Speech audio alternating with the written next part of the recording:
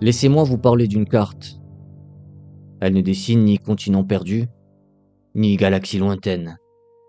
Elle dessine le paysage de votre propre esprit.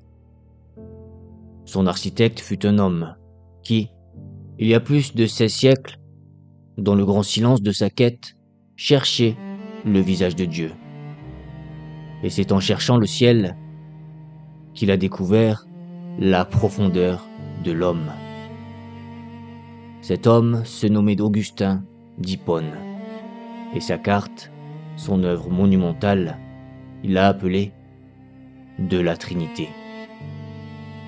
Pour comprendre son dessin, vous devez sentir le sol de son époque. Imaginez un monde ancien qui se brise comme une poterie d'argile. L'Empire romain chancelait, et avec lui, un ordre qui semblait éternel. Au milieu du fracas des empires, tandis que les certitudes d'hier devenaient la poussière de demain, Augustin n'était pas un sage enfermé dans une tour d'ivoire. Il était un cœur au milieu de la tempête, un esprit cherchant un rocher inébranlable sur lequel bâtir sa demeure intérieure. Son livre, de la Trinité, n'est donc pas un livre de leçons gravé dans le marbre. Non, c'est le journal de bord d'une navigation. 20 années d'exploration sur l'océan de son âme, à la recherche d'une lumière pour guider son navire. Et aujourd'hui, c'est à ce même pèlerinage qu'il vous convie. Son message pour vous est d'une simplicité désarmante. Il nous dit que pour approcher le plus grand des mystères, celui d'un Dieu qui est à la fois un et trine, il ne faut pas interroger les étoiles, il faut interroger le silence en soi. Car l'empreinte du Créateur, affirme-t-il, ne se trouve pas dans les temples de pierre, mais elle est ciselée dans l'architecture même de votre être. Elle vibre dans la structure de votre pensée, dans le trésor de votre mémoire et dans la flamme de votre amour. Le voyage d'Augustin ne commence pas dans l'ombre du doute, mais dans la lumière d'une confiance. Il ne cherche pas à prouver une vérité, il aspire à la comprendre.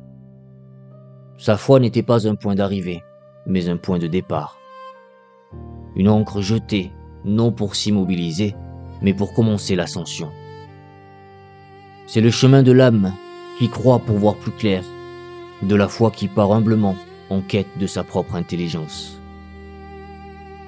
Il s'est donc penché sur les Écritures, comme un musicien se penche sur une partition ancienne, cherchant la mélodie cachée derrière les notes. Il a traqué les échos de la Trinité dans le grand labyrinthe des textes sacrés.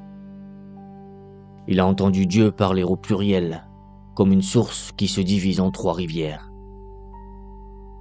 Faisons l'homme à notre image. Il a vu les 3 voyageurs célestes se reposer sous le chêne d'Abraham, image terrestre d'une visite divine. Il a contemplé les eaux du Jourdain, où le Fils est baptisé, où la voix du Père résonne comme un tonnerre doux, et où l'Esprit descend, silencieux, comme une colombe.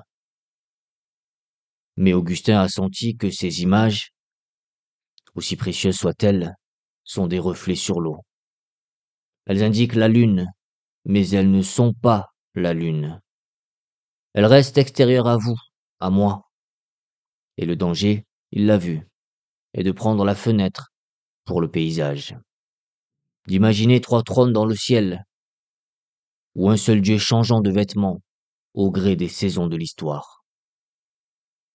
Il a compris alors que chercher la Trinité, comme on cherche un trésor dans le monde extérieur, était une impasse. Une quête vouée à ne trouver que des ombres. Il fallait changer de carte. Il fallait changer de territoire. Et c'est là que sa quête a basculé, guidée par une nouvelle boussole. Une parole qu'il nous a laissée comme une clé. Celui qui désire approcher la Trinité nous dit-il, doit d'abord faire le vide en son esprit.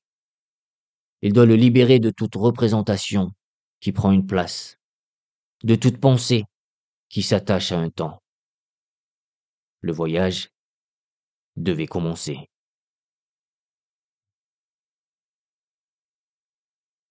Et c'est ici que le voyageur change de monde. Il cesse d'observer le ciel, et il plonge son regard à l'intérieur de lui-même. La quête ne se mène plus dans le cosmos, mais sur la scène intime de votre propre conscience. Son intuition est une révolution silencieuse. Il se dit que si la parole ancienne est vraie, si vous êtes créé à l'image de Dieu, alors cette image ne peut être une ressemblance lointaine. C'est une signature, une structure profonde. La signature du peintre ne se trouve pas à côté du tableau, elle est sur la toile même. Alors, patiemment, il commence à observer le théâtre de son esprit. Et il y découvre une danse à 3 temps, une musique secrète. Je vous invite à l'écouter avec lui. Pensez d'abord à votre esprit. Il existe. Avant toute pensée, avant tout souvenir, il y a cette présence qui dit je suis. Il est. C'est la première réalité, la source silencieuse. Puis, cet esprit fait une chose miraculeuse. Il se connaît lui-même. Votre esprit n'a pas besoin d'un miroir pour se voir. Il se regarde lui-même. Il se pense. Il s'appréhende.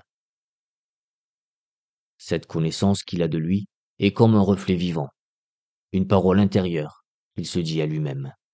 Elle est distincte de l'esprit, et pourtant, elle est la substance même de l'esprit. Et de cette union, de cet esprit qui est, et de cette connaissance qui l'illumine, naît une troisième réalité, comme une chaleur qui émane d'une lumière.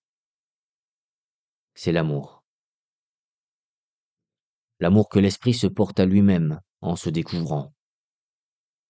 Le plaisir qu'il trouve dans sa propre existence et dans sa propre vérité. L'amour. Vous le voyez? 3 réalités. L'esprit qui est, la connaissance qui révèle, et l'amour qui unit. Et pourtant, il n'y a pas 3 esprits en vous, mais un seul. Pas 3 vies, mais une seule vie. Séparez-les, et tout s'effondre. La connaissance ne peut exister sans l'esprit, et l'amour ne peut naître sans leur rencontre. Pour le sentir plus encore, imaginez une flamme. La flamme est. De son être jaillit la lumière qui la révèle à elle-même et au monde. Et de cette existence illuminée naît la chaleur qui est son don, son amour. 3 expressions distinctes, jaillissant d'un seul et même feu.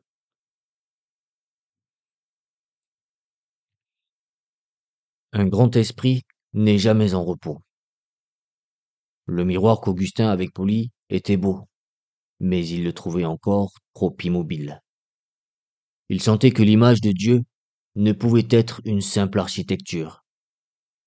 Elle devait être une danse, une vie en mouvement. Il cherchait le battement d'un cœur, et il a trouvé, non pas dans ce que l'esprit est, mais dans ce que l'esprit fait à chaque instant, l'acte même de penser. Je vous invite à descendre avec moi dans le sanctuaire vivant de votre esprit.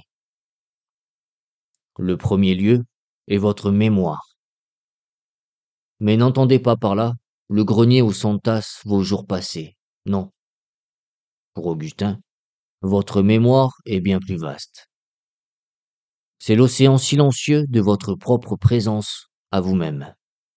C'est le réservoir infini de tout ce que vous êtes, de tout ce que vous savez, de tout ce que vous pouvez devenir. C'est la source. Et sur cet océan de la mémoire, une vague se lève. C'est votre intelligence. C'est l'acte par lequel vous puisez dans cette source pour former une pensée, pour donner naissance à un verbe intérieur. C'est votre mémoire qui se penche sur elle-même pour se contempler. Et de ce regard naît une parole de lumière, une compréhension. C'est le verbe engendrer. Mais qu'est-ce qui pousse l'océan à former la vague? Qu'est-ce qui unit le regard à la chose regardée? C'est une troisième puissance, un souffle chaud que l'on nomme la volonté. C'est le désir qui pousse la mémoire à s'offrir à l'intelligence. C'est l'amour qui fait que votre esprit se réjouit de se comprendre. C'est la joie qui unit la source et son verbe dans une même étreinte. C'est la force d'amour. La mémoire, source silencieuse de tout ce que vous êtes, l'intelligence, verbe jaillissant de cette source, la volonté, fleuve d'amour qui les relie dans un courant de vie unique. Et dans cette danse vivante, Augustin a vu le plus clair reflet de la vie divine. La mémoire est l'écho du Père, source de tout ce qui est. L'intelligence est le reflet du Fils, Verbe éternellement engendré. La volonté est le souffle de l'Esprit Saint, l'amour qui les unit. Et c'est ici qu'Augustin, au sommet de sa contemplation, nous offre ces mots simples et profonds comme la terre. Voyez donc ces trois, la mémoire, l'intelligence, la volonté. Ce ne sont pas trois vies, mais une seule vie. Ce ne sont pas trois esprits, mais un seul esprit. Et parce qu'elles sont inséparables, elles ne sont qu'une seule et même essence.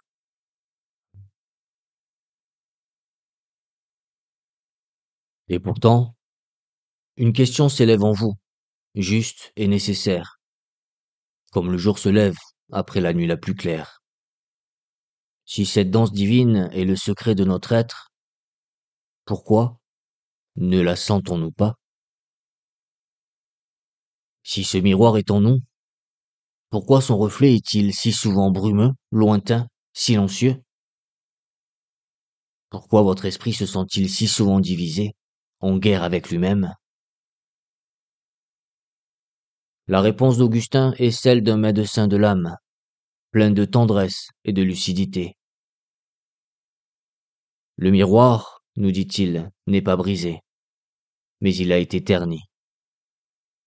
Une fine couche de poussière s'est déposée sur sa surface. Cette poussière, c'est l'oubli de soi. C'est le moment où votre attention, qui était un oiseau né pour voler à l'intérieur, s'est égarée au dehors. Elle a été captivée par le bruit du monde, par le désir des choses qui passent, par la soif de la gloire qui n'est qu'un écho dans le vent. Et ce simple détournement du regard a tout changé. L'harmonie intérieure a été rompue. Le palais de votre mémoire, jadis un sanctuaire de silence, s'est encombré de 1000 futilités. La lampe de votre intelligence, faite pour contempler la vérité, s'est obscurcie par la fumée de l'erreur et de l'illusion. Et le gouvernail de votre volonté, qui devait vous guider vers le port intérieur, s'est retrouvé enchaîné à des désirs qui ne la comblent pas. Le voyage intérieur devient alors plus qu'une exploration, il devient une guérison. Il s'agit de nettoyer le miroir, patiemment, avec le souffle de la prière et les mains du silence. Mais Augustin nous murmure que vous ne faites pas ce travail seul, car nos propres forces ne suffisent pas à rendre au miroir son éclat premier.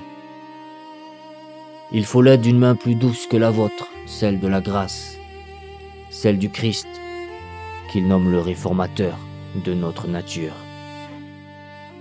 Non pas celui qui juge, mais celui qui reforme, qui redonne à l'image déformée sa beauté originelle. Et soudain, le grand traité sur Dieu n'est plus un livre savant. Il devient une carte pour le voyageur égaré, un guide pour la transformation de votre propre cœur.